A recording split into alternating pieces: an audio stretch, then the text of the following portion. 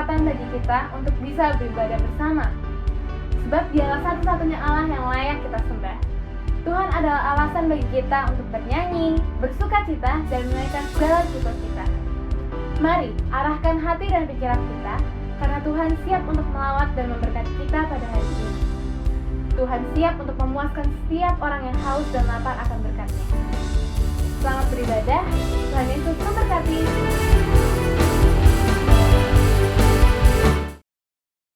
Shalom Bapak Ibu Saudara. Shalom. Kembali kita jumpa dalam ibadah hari Minggu pada hari ini. Saya percaya berkat Tuhan melimpah dalam kehidupan saudara. Kita puji, kita tinggikan namanya. Yeay. Terpujilah namamu Tuhan.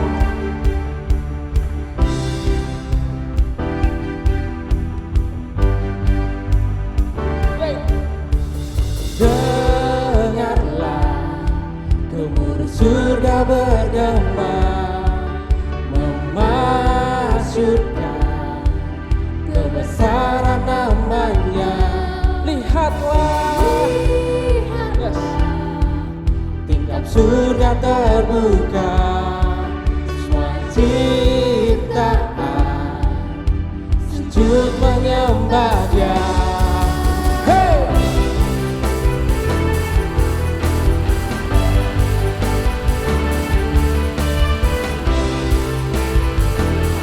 Yes, sama-sama. Hey! Terpujilah namanya, penguasa semesta. Tinggikanlah namanya, Dialah yang bertata. Terpujilah namanya, memerintah selamanya. Tinggikanlah namanya, Raja segala raja.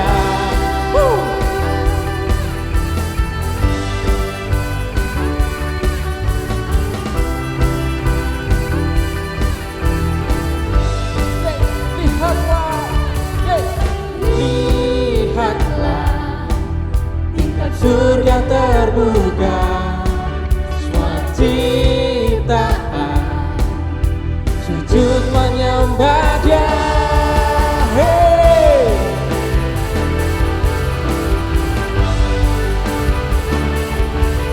Yes. Hey, terpujilah namamu Tuhan. Hey! Yo! Terpujilah namanya, penguasa semesta. Tinggikanlah namanya, Dialah yang bertata. Terpujilah namanya, memerintah selamanya.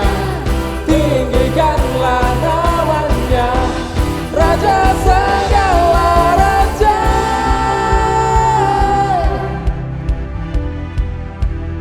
Yesus, terpujilah namamu. Yes, biar dunia pun mendengar. Hey.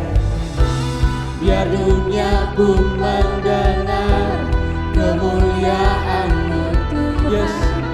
Kuasa-Mu dinyatakan atas seluruh bumi.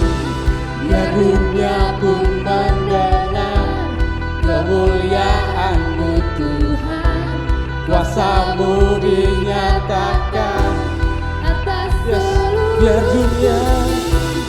Biar dunia pun mendengar kemuliaan-Mu Tuhan. Yes. Kuasa-Mu sekali lagi. Biar dunia atas seluruh bumi. Biar dunia pun mendengar kemuliaan-Mu Tuhan. Kuasa-Mu dinyatakan atas seluruh bumi.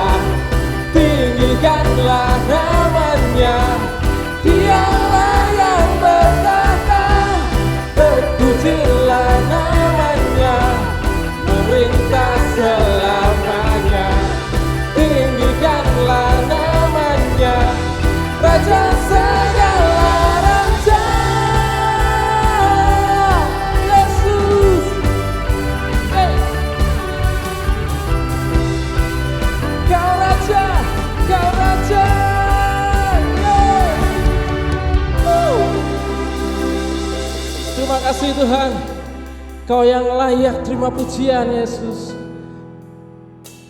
Pujian penyembahan hanya bagi nama-Mu Tuhan. Hanya Kau Yesus, hanya Kau yang layak. Yes, hanya Kau Yesus.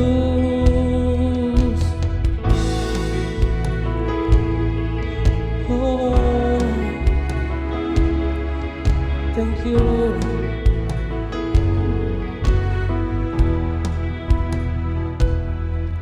Semua mahkota dunia kan ku letakkan, semua pujian manusia takkan hiraukan,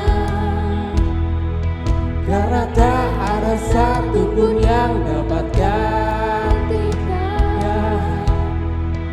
Hanya Kau yang kudus dan hanya Kau yang layak, Kau yang layak, yes, Yesus, Kau yang layak disembah,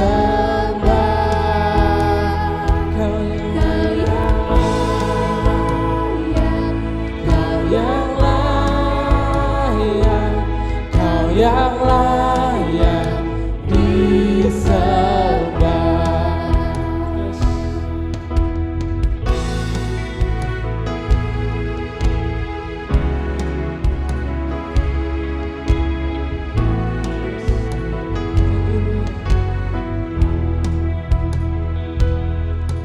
Kau dekat dengan semua yang memanggilmu. Betapa besar dan mulianya karya-Mu. Sungguh tak ada satupun yang dapat gantikan. Kini ku angkat tanganku dan ku bersorak, Kau yang layak, Kau yang layak, Kau yang layak, Yesus, Kau yang layak, Kau yang layak, yes, yes, Kau yang layak, Kau yang Kau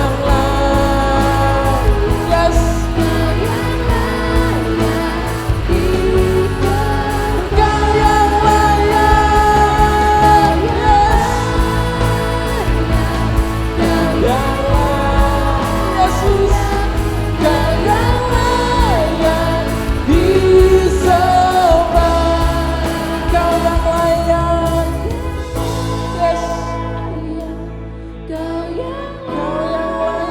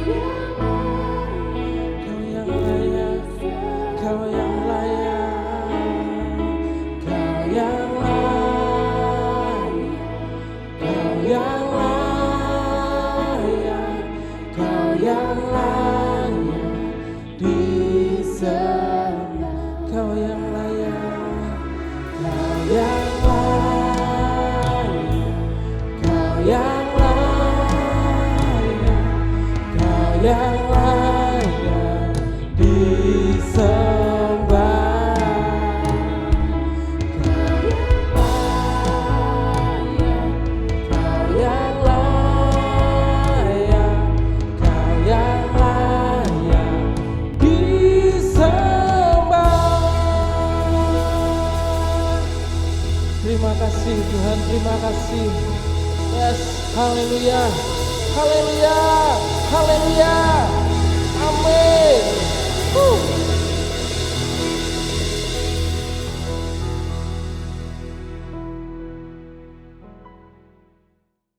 Shalom saudara yang dikasihi Tuhan, kita berjumpa lagi dalam ibadah hari ini dan saya berharap semuanya dalam keadaan sehat.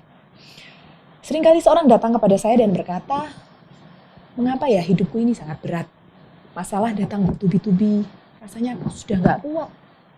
Kayaknya hidup ini gak adil buat saya. Tapi ada kalanya juga saya melihat seseorang yang kehidupan orang percaya yang hidupnya ini luar biasa. Dia tidak pernah mengeluh, selalu bersyukur, selalu bersuka cita, hidupnya penuh dengan buah. Tuhannya sama, mereka sama-sama orang percaya, tapi kenapa yang satu penuh dengan keluhan, penuh dengan penderitaan, tapi yang satunya bisa tetap bersuka cita, hidupnya itu berarti. Lihat begitu berarti, dan saya percaya kita semua juga menginginkan hidup yang seperti itu.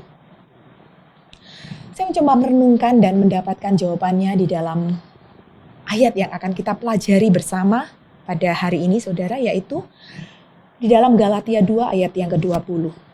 Kita akan baca dan lihat sama-sama. Namun aku hidup, tetapi bukan lagi aku sendiri yang hidup, melainkan Kristus yang hidup di dalam aku. Dan hidupku yang kuhidupi sekarang di dalam daging adalah hidup oleh iman dalam Anak Allah yang telah mengasihi aku dan menyerahkan dirinya untuk aku. Saya suka dengan terjemahan firman Allah yang hidup, saudara. Lebih jelas menurut saya ya penjelasannya di sini. Saya akan bacakan dari firman Allah yang hidup, Galatia 2 ayat 20. Saya sudah disalibkan bersama dengan Kristus, dan yang hidup bukan lagi saya, melainkan Kristus yang hidup di dalam saya. Sedangkan hidup yang sekarang saya miliki dalam tubuh saya ini adalah hasil iman saya kepada Anak Allah yang mengasihi saya dan memberikan dirinya sendiri bagi saya. 3 hal yang akan kita pelajari hari ini, bagaimana agar hidup kita menjadi hidup yang berarti, yang penuh sukacita, yang kuat, penuh pengharapan, menjadi berkat bagi banyak orang yang tidak gampang mengeluh. Dari ayat ini kita pelajari 3 hal, saudara. Yang pertama adalah saya harus mati. Mengapa saya harus mati? Karena dikatakan tadi di bagian pertama, di bagian awal, karena saya sudah disalibkan bersama dengan Kristus. Bagaimana sih kalau orang sudah mati? Saya kasih gambaran ya saudara. Makanan kesukaan saya adalah empek-empek. Saya nggak tahan kalau lihat empek-empek di depan saya. Tapi bagaimana kalau saya sudah mati? Kalau saya sudah mati, walaupun ada bermacam-macam empek-empek asli dari Palembang dikirimkan ke depan saya yang sudah mati, apakah mungkin saya lalu hidup lagi karena saya ini suka pempek? Timbul keinginan lagi ketika pempek ini ditaruh di hadapan jenazah saya? Pasti nggak mungkin kan? Walaupun itu makanan kesukaan saya. Tapi karena saya sudah mati, saya tidak ada keinginan lagi, nggak pengen lagi, walaupun itu hidangan itu ditaruh di depan saya, karena saya sudah mati. Nah, sekarang pertanyaannya, apanya yang sudah mati? Apa yang dari saya ini yang sudah mati, yang dikehendaki oleh firman Tuhan dalam Galatia 2 tadi? Yang sudah mati itu adalah ego saya. Seringkali kalau kita mendengar kata ego, itu konotasi kita, pikiran kita langsung ke hal negatif. Padahal mari kita lihat sama-sama, apa sih sebenarnya arti dari ego itu? Kamus Besar Bahasa Indonesia itu menjelaskan bahwa ego itu adalah konsepsi individu tentang dirinya sendiri. Konsepsi itu adalah rancangan yang telah ada dalam pikiran. Jadi kalau bahasanya saya itu ya biar gamblang, ego itu adalah apa yang saya pikirkan, apa yang saya inginkan. Nah, mengapa harus mati? Karena ego manusia itu telah rusak akibat dosa. Sejak Adam makan buah yang dilarang Tuhan. Jadi ego manusia itu ya, apa yang manusia pikirkan, apa yang manusia inginkan tentang dirinya sendiri, itu sudah rusak akibat dosa. Makanya kalau Anda mendengar, kalau kita dengar kata ego, itu pasti konotasinya negatif. Karena memang sejak Adam jatuh di dalam dosa, sejak manusia jatuh dalam dosa, ego itu jadi rusak. Buktinya apa? Waktu mereka berdosa, Adam ini makan buah yang dilarang Tuhan, respon mereka apa? Mereka itu saling menyalahkan. Pikirannya manusia sejak mereka jatuh dalam dosa adalah nggak mau disalahkan. Dia ingin membela diri. Dia mencari pembenaran, nggak peduli dengan orang lain sekalipun itu pasangannya sendiri, sekalipun itu Hawa pasangannya Adam. Hanya memikirkan dirinya sendiri. Itulah sebabnya ego kita harus mati. Karena ego itu sudah rusak sejak manusia jatuh di dalam dosa. Yang pertama adalah saya harus mati. Ego saya ini harus mati karena itu sudah rusak. Apa yang harus kita lakukan supaya hidup kita ini menjadi berarti? Yang kedua adalah Kristus harus hidup. Yang pertama ego harus mati. Yang kedua, Kristus harus hidup. Bagian yang kedua dikatakan dalam Galatia 2 itu, dan yang hidup bukan lagi saya, melainkan Kristus yang hidup di dalam saya. Kalau yang pertama tadi yang mati itu adalah ego, nah yang ego saya, lalu yang bagian kedua ini, apanya sih dari Kristus itu yang harus hidup di dalam saya? Sama, karena yang mati adalah egonya saya, maka yang harus hidup di dalam saya itu adalah egonya Kristus. Apa yang Kristus pikirkan, apa yang Kristus inginkan, itu yang harus hidup di dalam saya. Dalam Filipi 2 ayat 5 dikatakan, hendaklah kamu dalam hidupmu bersama menaruh pikiran dan perasaan yang terdapat juga dalam Kristus Yesus. Artinya kalau kita berpikir, berpikirlah seperti Kristus berpikir. Karena ego yang hidup di dalam saya ini sekarang adalah Kristus. Pikirannya Kristus, kehendaknya Kristus. Apa sih kehendaknya Kristus itu, saudara? Di dalam Filipi 4 ayat 8 jelas sekali. Pikirannya Kristus itu ya, yang dipikirkan Kristus itu adalah ini. Jadi akhirnya, saudara-saudara, semua yang benar, semua yang mulia, semua yang adil, semua yang suci, semua yang manis, semua yang sedap didengar, semua yang disebut kebajikan dan patut dipuji, pikirkanlah semuanya itu. Jadi apa yang saya pikirkan di dalam hidup saya ini haruslah itu pikirannya Kristus. Apa yang dikehendaki itu harusnya kehendaknya Kristus.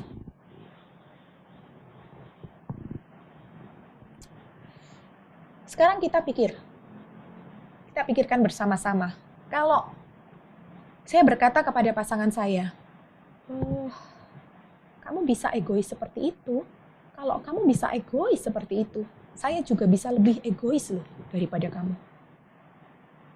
Apakah kalau seorang berkata ke pasangannya seperti ini, apakah yang dia katakan itu adalah pikirannya Kristus atau pikirannya saya sendiri?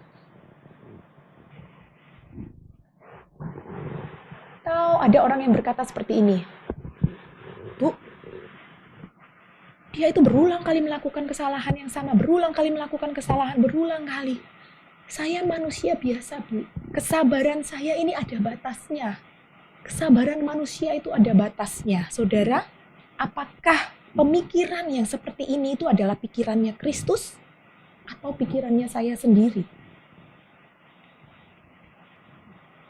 Jika anak atau bawahan kita melakukan kesalahan dan kita memaki dengan kata-kata yang kasar, dengan kata-kata kotor, dengan kata-kata yang merendahkan, apakah itu timbul dari pikirannya Kristus atau pikiran saya sendiri? Ada orang yang berkata, "Aku seperti ini, aku menjadi seperti ini karena ya memang sudah nasibku. Karena aku dapat orang tua yang seperti ini, aku dapat pasangan yang seperti ini, suamiku seperti ini, istriku seperti ini, ya nasibku sudah seperti ini." Apakah itu timbul dari pikiran Kristus atau pikiran saya sendiri? Selalu cek, saudara. Cek. Apakah yang kita pikirkan itu, apakah yang kita inginkan itu adalah pikiran kita sendiri atau pikirannya Kristus? Selalu cek. Selaraskan. Apakah itu manis didengar? Apakah itu sedap? Apakah itu murni? Apakah itu baik? Apakah itu adil? Karena itu semua, Filipi 4 ayat 8, itulah pikiran Kristus. Kalau yang kita pikirkan tidak selaras dengan itu semua, saya pastikan itu bukan pikirannya Kristus. Itu pikiran saya sendiri. Yang ketiga yang harus kita lakukan supaya kita menjadi orang percaya yang kuat, hidup kita berarti, kita tidak gampang mengeluh, hidup kita berbuah. Yang ketiga adalah jadikan Kristus pusat. Kristus pusat di dalam kehidupan kita. Bagian yang terakhir dalam Galatia 2, ayat 20 itu dikatakan, "Dan hidupku yang kuhidupi sekarang di dalam daging adalah hidup oleh iman dalam Anak Allah yang telah mengasihi aku dan menyerahkan dirinya untuk aku." Waktu saya membaca ayat ini, saya membayangkan kehidupan Paulus, saudara. Paulus yang menulis ini, dia mengatakan seperti itu, ya. Dia mengatakan bahwa hidupku yang kuhidupi sekarang ini bukan aku lagi, tapi Kristus. Aku hidup oleh iman. Seorang Paulus yang mengatakan hal ini itu hidupnya penuh dengan penderitaan, penuh dengan tantangan, penuh dengan sesuatu yang tidak enak, saudara. Tapi Paulus bisa menjadi seorang rasul yang luar biasa. Mengapa? Dia melayani orang-orang yang bukan sebangsanya. Dia dijatuhkan, berusaha dijatuhkan oleh para pemimpin palsu waktu itu. Tapi dia tidak kompromi dengan dosa, saudara. Dia berani sekali, dia berani menegur siapapun yang salah. Bahkan temannya sendiri dia tegur. Dia tahan dianiaya, di penjara, menderita luar biasa. Dia tetap melayani walaupun dia sendiri sedang sakit keras. Mengapa dia bisa mengatakan, "Aku ini sudah bukan aku lagi. Aku ini hidup oleh iman." Padahal dia mengalami penderitaan yang luar biasa. Karena dia tahu bahwa hidup yang baru, yang sangat berharga itu diberikan oleh seseorang yang sangat mengasihinya, yang menyerahkan dirinya mati di salib. Karena itu Paulus tidak mau menyia-nyiakan hidupnya. Dia mau melakukan apapun untuk melakukan kehendak Tuhan. Hidupnya hanya untuk Tuhan. Itu yang membuat dia kuat, menjadi orang percaya yang kuat. Itu yang membuat dia kuat menghadapi apapun yang ada di depannya. Karena dia tahu sekali untuk siapa dia hidup, untuk apa dia hidup. Dia tahu sekali siapa yang menjadi pusat di dalam hidupnya. 3 hal ini yang harus kita lakukan, saudara. Yang pertama, saya harus mati. Yang kedua, Kristus harus hidup. Dan yang ketiga, jadikan Kristus pusat di dalam kehidupan kita. Saya percaya waktu kita melakukan ini, 3 hal ini, tidak akan ada lagi orang percaya yang mengatakan, aduh hidupku ini sangat berat. Aku rasanya sudah gak tahan.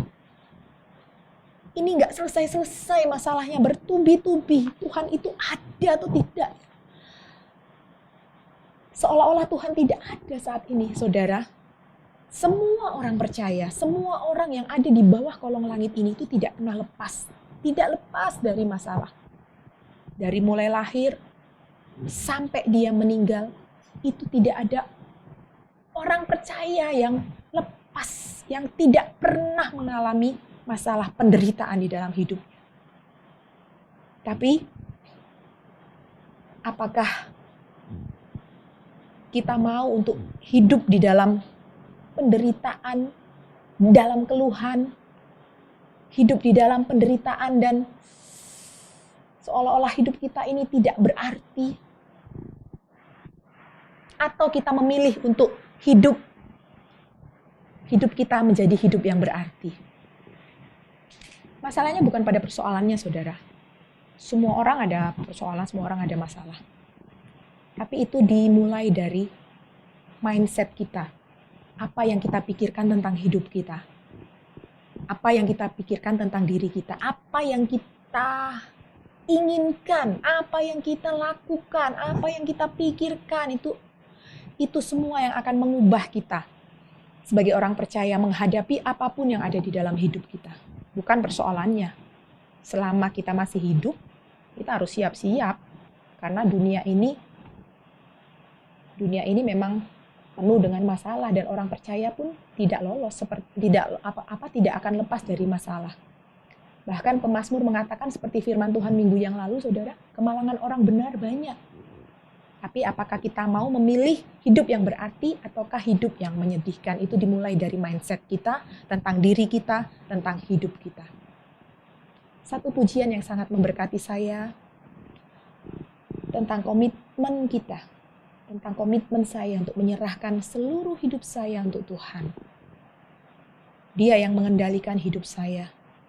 Saya akan ikut kemanapun dia pergi, melewati suka dan duka karena saya percaya kepadanya. Saya percaya bahwa hidup saya ini dari dia dan untuk dia. Dan saya percaya saya akan hidup di dalam janji-janjinya. Mari saudara, yang saat ini engkau sedang mengalami masalah mungkin yang sangat berat. Mungkin yang sangat begitu menekan kau rasakan. Ubahlah pola pikir kita, ubahlah apa yang kita inginkan di dalam hidup kita. Bukan lagi keinginanku, tapi apa yang Tuhan inginkan. Not my will, but yours. Dan saat kita melakukan ini, saat kita menghidupi firman ini, percayalah, kita semua akan menjadi orang percaya yang kuat. Orang percaya yang kehidupannya itu berarti. Saya pernah membaca satu artikel yang mengatakan kita akan bahagia jika kita ini hidup untuk orang lain. Saudara, orang dunia pun tahu tentang hal ini, tentang kebenaran ini. Kebahagiaan itu adalah saat kita hidup untuk orang lain. Orang lain itu yang kita pelajari hari ini adalah Tuhan kita. Adalah Raja di atas segala raja, pemilik hidup kita. Bukankah akan sangat berbahagia, komplit hidup kita, kalau kita ini hidup untuk Tuhan kita. Kita akan kuat, percayalah saudara. Percayalah.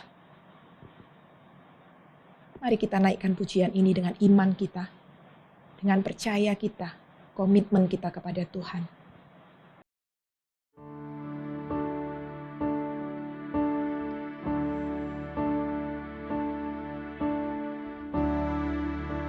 Into your hands I commit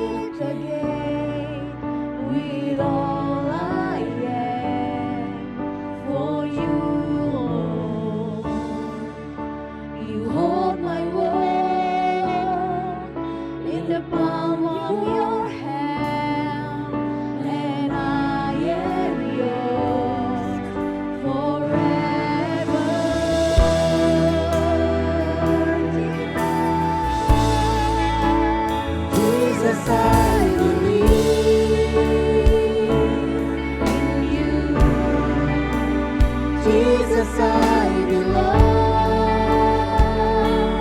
to you. You're the reason that I live, the reason that I see. With all I am, I walk with you. I walk with you.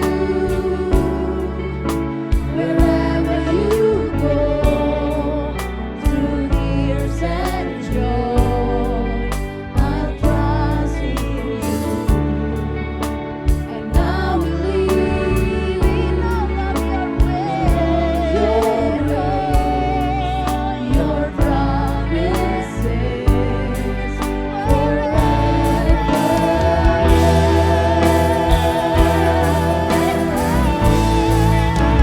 Jesus, I believe in you. Jesus, I belong to you. You're the reason that I live, the reason that I see. Jesus, I believe in you. Jesus, I belong to you. You're the reason that I live, the reason that I see. With all I am.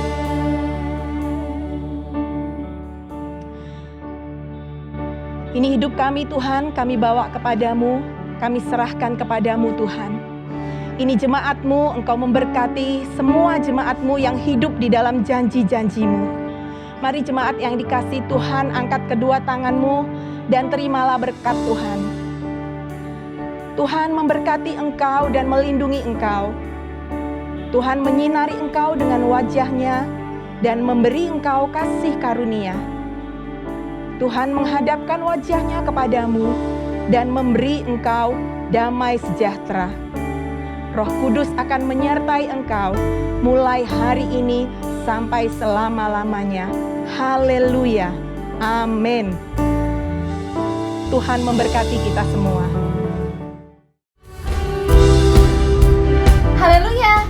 Kiranya firman hari ini dapat mengubahkan kita, sehingga hidup kita menjadi lebih berarti dan menyenangkan hati Tuhan.